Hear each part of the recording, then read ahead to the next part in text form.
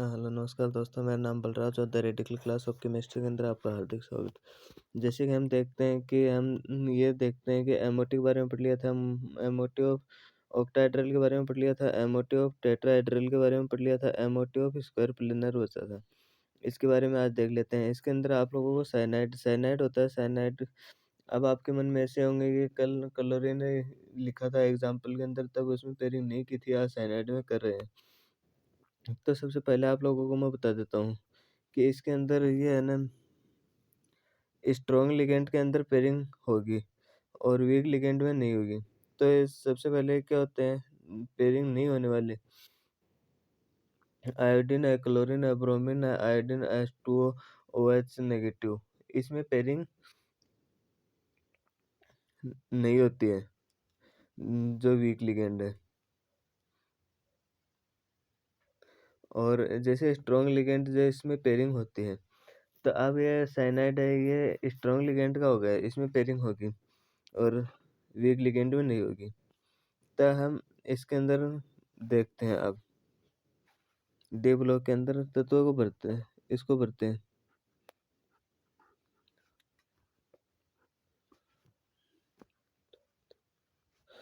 अब सबसे पहले मैंने कहा कि इलेक्ट्रॉनिक विन्यास किस प्रकार से निकालते हैं। इलेक्ट्रॉनिक विन्यास निकालने का सबसे आसान तरीका है कि सबसे पहले अक्रिय गैस को लिखो।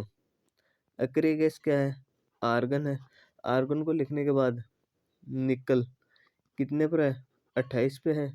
इस पे 2 नेगेटिव है, 28 में से 2 निकाल दो, या फिर ऐसे निकाल 3D, मतलब ये 28 पे है, आर्गन 18 पे है, 10 बच गए।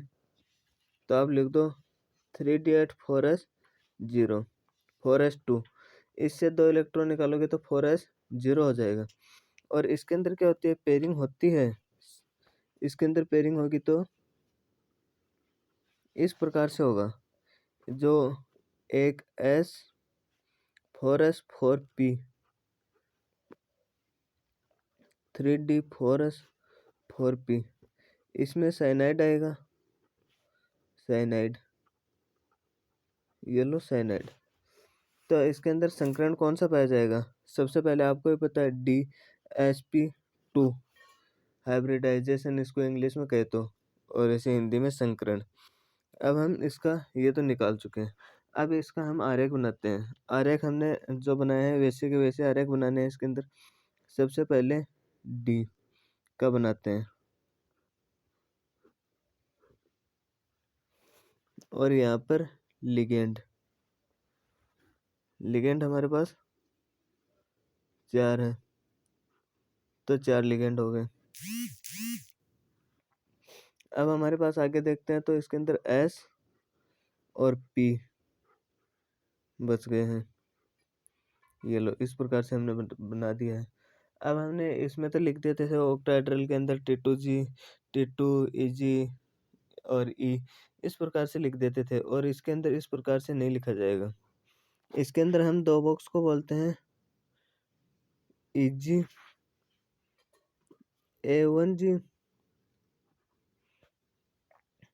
B1G B2G, इस प्रकार से बोला जाता है।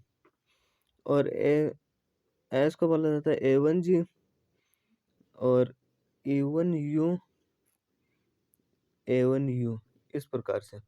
अब आप लोगों को पता है कि हम इसको P को किस प्रकार से लिखते हैं? P बराबर PX PY PZ। तो हम एक बॉक्स PX PY PZ का हो गया। यहाँ पर हम किस प्रकार से लिखते हैं D को? मैंने एमओटी के सबसे पहले क्लास में पढ़ाया था, तब बताया था कि हम D को इस प्रकार से क्यों लिखते हैं। आप फर्स्ट को जाकर देखोगे वीडियो को, तो आपको सब समझ में आ जाएगा। सबसे पहले क्या होता है कि DXY DYZ DZX DX² Y² और DZ², D बराबर ये होते हैं। ठीक है, इतना आपके समझ में आया। अब हम LGS, यहाँ पे क्या है?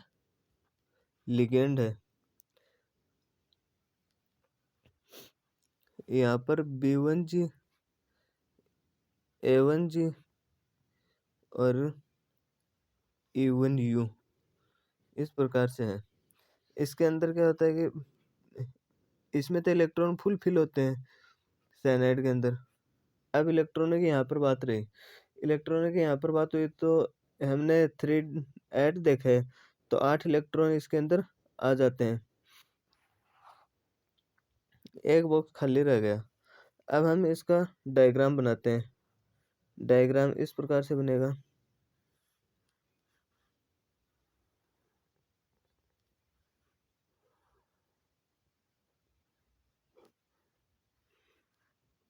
A1G आ गया,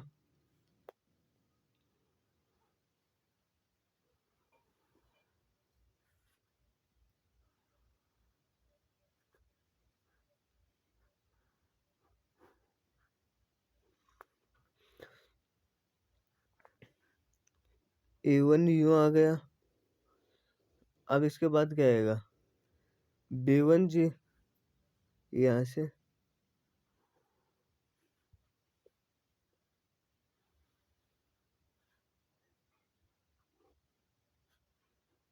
B1G आ गया। अब यहाँ से आएगा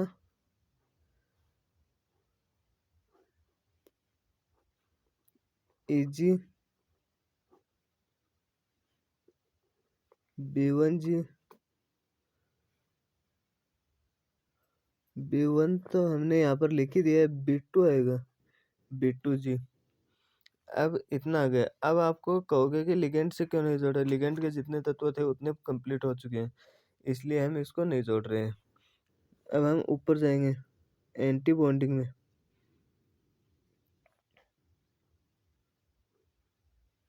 तो यहाँ पर आएगा B1G।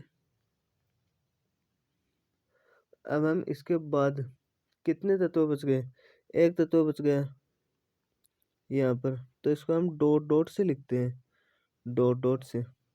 अब हम देख लेते हैं B1G, ये तो एंटी बॉन्डिंग में हो गया। EG के 2 तत्व आ गए, B2G आ गए, A1G नहीं आया, तो हम यहाँ पर लिख देते हैं A1G। अब क्या रहा, S का तत्व लिख देते हैं, ये लो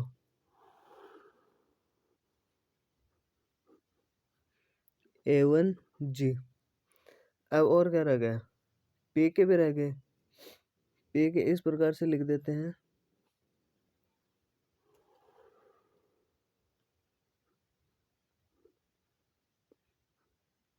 P, ये लो 2 ही है इसमें, हम लोग सॉरी गलती से हो गए, A1U। अब बचा क्या, A1U बच गया। A1U को लिखने के लिए यहाँ से डॉट डॉट से लिखा जाता है, तो ये लो A1U।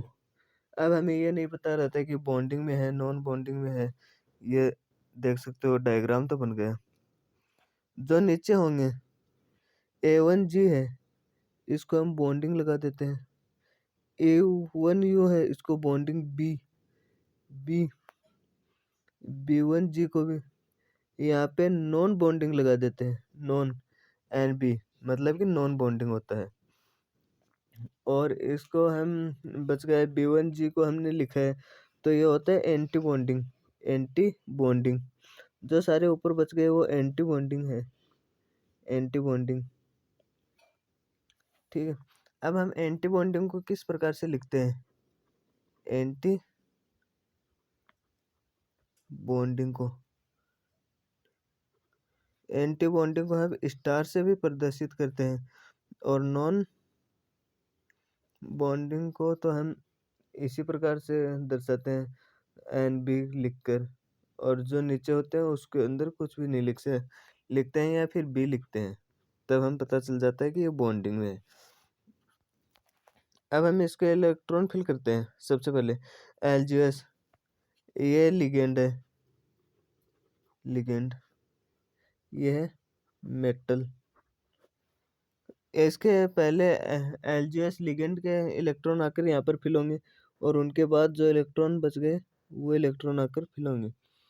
ये सब हम लिख रहे हैं। ये चारों लिगेंड के इलेक्ट्रॉन आकर फिल हो चुके हैं। अब किसके रहे, मेटल के। मेटल के इलेक्ट्रॉन यहाँ पर आते हैं इस प्रकार से, मतलब कि 6 इलेक्ट्रॉन आ गए। B1G एंटी बॉन्डिंग के अंदर ये इलेक्ट्रॉन आ गए, बाकी कंप्लीट। अब इसका हम इलेक्ट्रॉनिक कॉन्फ़िगरेशन लिखते हैं।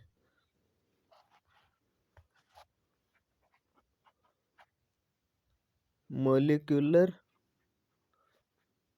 इलेक्ट्रॉनिक कॉन्फ़िगरेशनल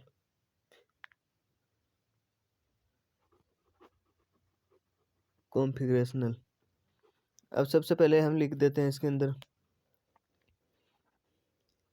A1G बॉन्डिंग के अंदर 2, A1U बॉन्डिंग के अंदर 4, B1G बॉन्डिंग के अंदर 2 इलेक्ट्रॉन है। इलेक्ट्रॉन जो है यहाँ पर फिल है, वो इलेक्ट्रॉन लिख रहे हैं, बाकी नहीं लिख रहे हैं। और Eg के अंदर Eg नॉन बॉन्डिंग के अंदर 4 इलेक्ट्रॉन है। B2G नॉन बॉन्डिंग के अंदर 2 इलेक्ट्रॉन है। क्या बच गया? B1G एंटी बॉन्डिंग, इसके अंदर 2 इलेक्ट्रॉन है। A1G बॉन्डिंग, एंटी बॉन्डिंग के अंदर 0 है। A1G एंटी बॉन्डिंग के अंदर 0 है। और A1U के अंदर एंटी बॉन्डिंग के अंदर 0 है। A1U बॉन्डिंग के अंदर भी 0 है।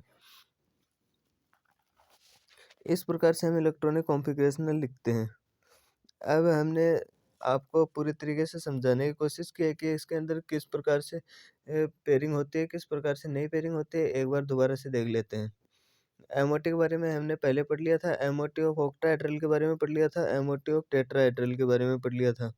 एमओटी ऑफ स्क्वायर प्लेनर, इसके अंदर प्लेटिनम होता है, प्लेटिनम सिर्फ स्क्वायर प्लेनर बनता है, स्क्वायर प्लेनर कॉम्प्लेक्स ही होता है। अब हम इसके अंदर आगे देखते हैं कि हमने ये एग्जांपल लिया था निकल साइनाइड 4 और 2 नेगेटिव। इसके अंदर हमें इसका इलेक्ट्रॉनिक विन्यास लिखा है, आर्गन 18 पे होता है, 18 28, निकल 28 पे है, तो 10 बच गए 3d8 4s2। 4s2 से 2 इलेक्ट्रॉन रिमूव होंगे तो नेगेटिव 2 नेगेटिव के लिए, तो 4s 0 हो जाएगा, 3d8 बचेंगे। 3d8 इलेक्ट्रॉन यहाँ पर फुलफिल किए, तो इसके अंदर संकरण है, एक डी ब्लॉक का तत्व रह गया और एक एस और 2 पी। इसका मतलब DsP2 संकरण हो गया। अब आपके मन में ऐसे होगा कि DsP2 संकरण क्यों हुआ, DsP3 क्यों नहीं हुआ? क्योंकि इसके अंदर साइनाइड है वो 4 ही थे, 4 साइनाइड थे। तो 4 साइनाइड थे तो 4 यहाँ पर हो गए, एक डी, एक एस और 2 पी के अंदर साइनाइड आ चुके हैं, इसलिए नहीं हुआ है। ठीक है, अब हम आगे निकालते हैं। तो हम इसको बोलते हैं पी के लिए, एस के लिए और डी के लिए। यहाँ पे P X, P Y, P Z, हम इसको इस प्रकार से लिखते हैं। तो पी एक्स पी वाई को बोलेंगे A1U और इसको पी जेड को बोलेंगे A1U। एस को बोलेंगे हम A1G और डी को बोलेंगे B2G, EG, B1G और E1G। मतलब कि EG 2 ब्लॉक को कहेंगे और बाकी सभी एक एक को। अब हम आगे देखते हैं। आगे हम इसको इस प्रकार से पेयरिंग किया है, तो एलजीएस, इसका 4 तो एलजीएस से जुड़ेंगे, तो सबसे पहले A1G बनेगा, फिर A1U पी ब्लॉक से आकर ए से मिलेगा और इसके बाद A1G मिलेगा, तो यहाँ पर ये बन गया। अब यहाँ पर नॉन बॉन्डिंग के अंदर AG B2G नॉन बॉन्डिंग हो गई। अब हम लिखते हैं यहाँ पर B1G जो नीचे है वही एंटी बॉन्डिंग में होंगे, तो यहाँ एंटी बॉन्डिंग हो गई। तो क्या बच गया इसके अंदर? हम चारों के अंदर देखते हैं, EG हो गया, B2G हो गया, B1G हो गया, B2G हो गया, EG हो गया और B1G हो गया। क्या बच गया? A1G हो बच गया, तो A1G डॉट डॉट द्वारा एंटी बॉन्डिंग के अंदर लिख देते हैं। इसके बाद क्या हुआ? A1G अब हम इसको इससे मिला देते हैं। अब इसके अंदर पी के अंदर बच गया A1G, इसको भी डॉट डॉट द्वारा लिख दिया जाता है और इसके अंदर इलेक्ट्रॉन फिल करने का तरीका बता दिया गया है और मॉलिक्यूलर इलेक्ट्रॉनिक कॉन्फ़िगरेशनल यहाँ से देकर हम लिख सकते हैं। अगर वीडियो पसंद आए तो लाइक, शेयर, सब्सक्राइब कर देना। Thank you so much. और जो भी मेरी कुछ कमियाँ रहती है तो कमेंट बॉक्स में बता देना। Thank you.